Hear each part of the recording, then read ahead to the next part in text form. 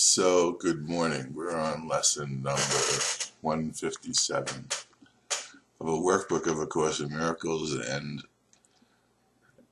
I've not really been able to start the lesson because it's a, this is a day of silence and of trust. Into His presence would I enter now. And I don't know how many times I've read this lesson between last night and this morning just now.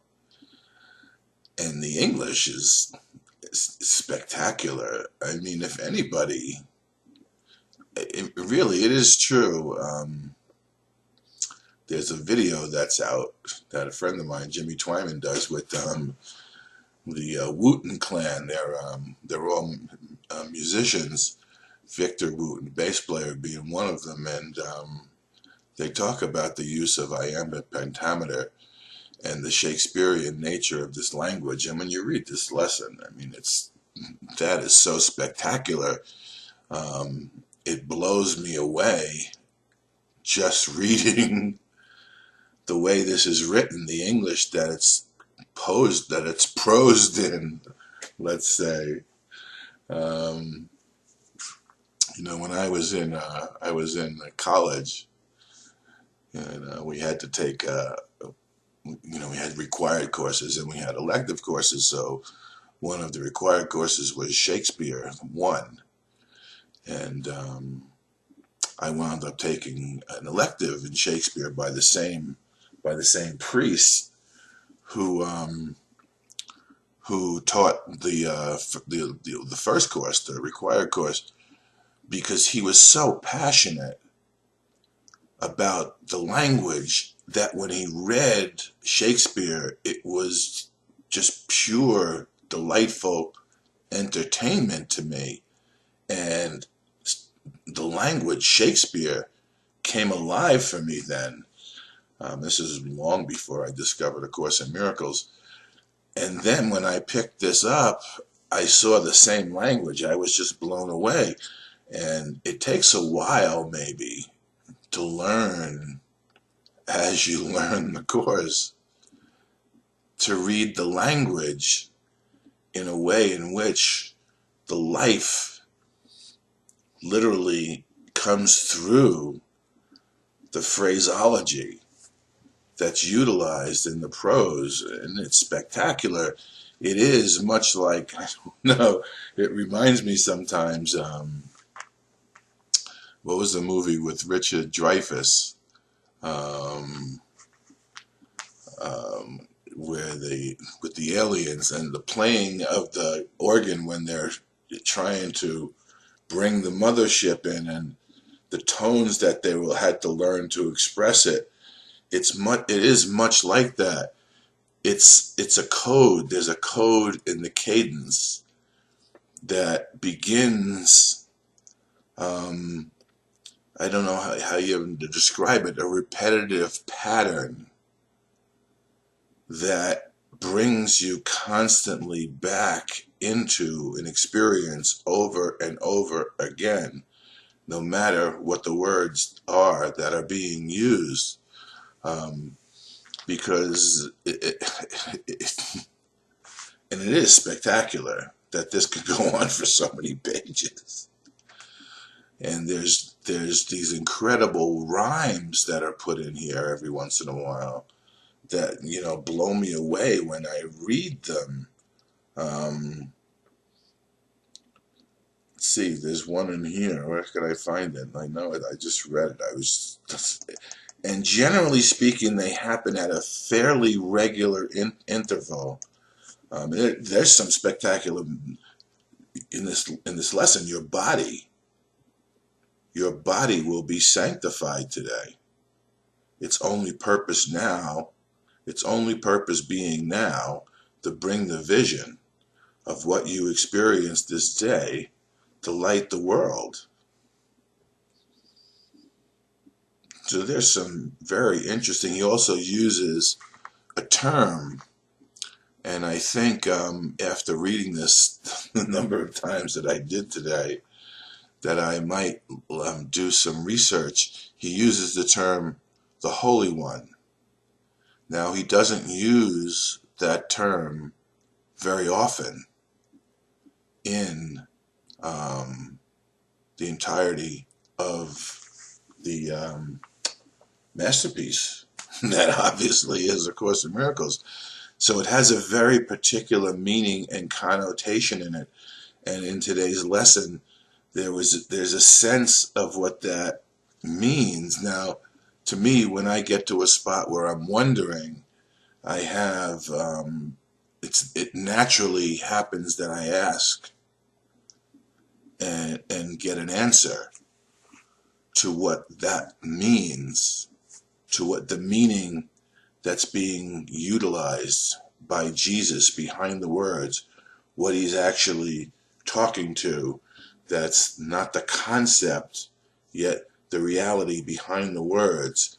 And today I was given an understanding, and perhaps I can't convey that understanding, but I do see it in my mind. Part of the vision that is given, that we are given to extend and give, comes from the clarification that is offered to me through the utilization of this impeccably constructed message from Jesus, and the ability for our minds to be open to correction and understanding. Now, it's interesting that the human mind, the human being, when it hears the word correction, it experiences the idea of something being wrong rather than something being rectified, made right. So that what's being offered here is the ability for us all to go, it's much like a dictionary where we can look up words so we can all understand the same meaning. There's the Holy One in our mind, the Holy One, which is what we all are as one. The Holy One, the entirety of us, that is what it dreams the dream for us that we are given to follow.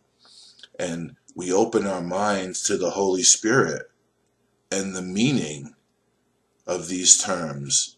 The reality behind the terms becomes an understanding which we can carry in our heart, that's personal to each and every one of us, to further us in the journey that we're all making together as we come to utilize that same mind, the mind of Christ, wherefrom we look out and we all begin to understand and see the same way. Now, to many that sounds like boredom until it starts to happen as an experience. We think that the diversity of in the world makes the world entertaining as it is, because there's so many different perspectives and point of view. And yet, when we're beginning to search for a meaning in all of it, we have to go behind the screen, behind the words, so that we can enter into a similar experience. And then, much as a many-faceted diamond, the facet that each one of us represents can shine that single light through it. And so that the extension of the light from the facets don't compete with each other, yet they complement each other and make the entirety of the extension of the light energy that is our creative reality. Where is it? Learning, here it is. This is another crucial turning point in the curriculum.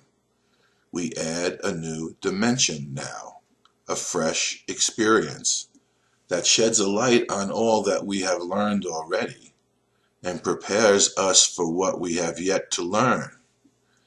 It brings us to the door where learning ceases, and we catch a glimpse of what lies past the highest reaches it can possibly attain. Language is impeccable. It's beautiful. I mean, you have to sort of, when you get the cadence and you get, it leaves us there an instant and we go beyond it, sure of our direction and our only goal. Today it will be given you to feel a touch of heaven. Though you will return the paths of learning, yet you have come far enough along the way to alter time sufficiently to rise above its laws and walk into eternity a while. This you will learn to do increasingly, as every lesson faithfully rehearsed brings you more swiftly to this holy place and leaves you for a moment to yourself. There's another interesting line in here. Let's see if I can find it here.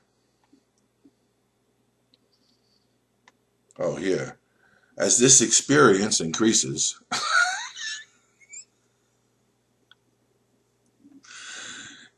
and all goes but this become of little worth, the world to which you will return becomes a little closer to the end of time, a little more like heaven in its ways,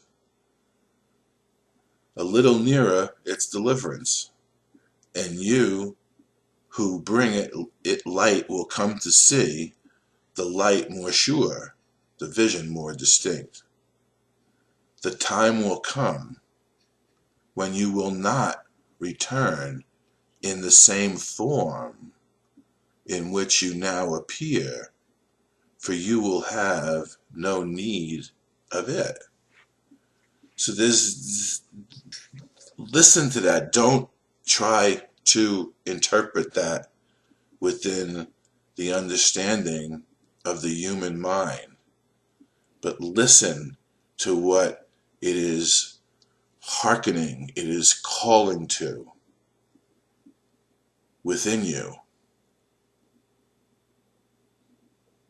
Don't try to figure out what that means.